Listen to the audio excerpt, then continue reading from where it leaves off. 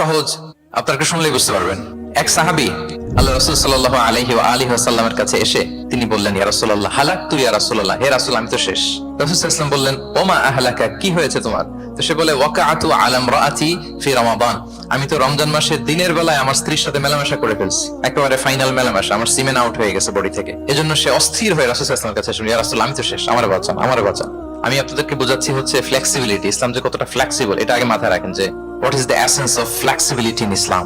ইচ্ছা করে যদি কেউ রোজা ভাঙে, তার বিধান হচ্ছে তার কাজাও করতে হবে, কাফফারাও দিতে হবে। কাজা মানে একটা রোজার জন্য আরেকটা রোজা, আর কাফফারা হচ্ছে হয় তাকে একটা দাস আজাদ করতে হবে, অথবা তাকে 60টা রোজা রাখতে হবে টানা, অথবা 60 জন মিসকিনকে খাওয়াতে হবে। তো সে যখন এসে বললো, ইয়া রাসূলুল্লাহ আমাকে বাঁচান, কি করবো আমি? রাসূল সাল্লাল্লাহু আলাইহি ওয়াসাল্লাম বললেন, আচ্ছা ঠিক আছে, তুমি এই কাজ করে ফেলছো, তোমার তো পেনাল্টি হয়েছে। তো পেনাল্টি কি?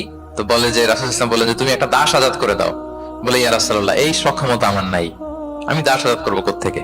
আচ্ছা এটা পারবা না, তো তাহলে টানা 60টা রোজা রাখো কাফারা হিসেবে, টানা 60 দিন রোজা রাখতে হবে, রমজান চলে যাওয়ার পরে 60 দিন রোজা, এটা রাখো। বলে, ইয়া রাসূলুল্লাহ এটাও পারবো না আমি। আচ্ছা এটাও যদি না পারো, তাহলে তুমি 60 জন মিসকিনকে খাবার খাইয়ে দাও। এবার সে বলে, ইয়া রাসূলুল্লাহ খাবারও খাওয়াতে পারবো না আমি, এই সামর্থ্য নাই। কি বিপদ!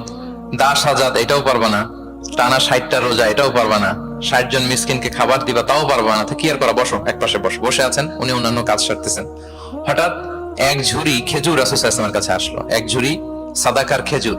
আসার পর রাসূল সাল্লাল্লাহু আলাইহি ওয়াসাল্লাম বললেন, ওই লোকটা কই যে এই কাজ করে ফেলছে? তাকে নিয়ে আসা হলো। রাসূল সাল্লাল্লাহু আলাইহি ওয়াসাল্লাম বললেন, যাও, দাসও আজাদ করতে পারবা না, 60টা রোজাও রাখতে পারবা না, 60 জন মিসকিনকে খাবারও দিতে পারবো না, তাহলে এক ঝুড়ি খেজুর আমার দরবারে আসছে, চ্যারিটির সাদাকার খেজুর, যাও এগুলো গরিবদের মাঝে বিতরণ করে দাও, তাসাদ্দাক বিহা ফিল মাদিনা, মদিনায় বিতরণ করে দাও। এবার সে বলে, আলা আফকারা মিন্না ইয়া রাসূলুল্লাহ, ইয়া রাসূলুল্লাহ আমার চেয়ে গরিব কাউকে দিতে হবে? রাসূল সাল্লাল্লাহু আলাইহি ওয়াসাল্লাম বললেন, হ্যাঁ গরিব কাউকে দিবা। বলতেছে, এই পুরো মদিনাতে আমার চেয়ে গরিব আর কেউ নাই। কি বিপদ! তোমার চেয়ে গরিব আর কেউ নাই? বলতেছে, আমি সবচাইতে মদিনায় গরিব। বলতেছে, তাহলে কি আর করবো? নিয়ে যাও বাসায়, তুমি আর তোমার ফ্যামিলি সবাই মিলে এটা খাও। চিন্তা করেন, আসছিল পেনাল্টি দিতে, নিয়ে গেল এক ঝুড়ি, কথা বোঝা নাই, নিয়ে গেল এক ঝুড়ি খেজুর।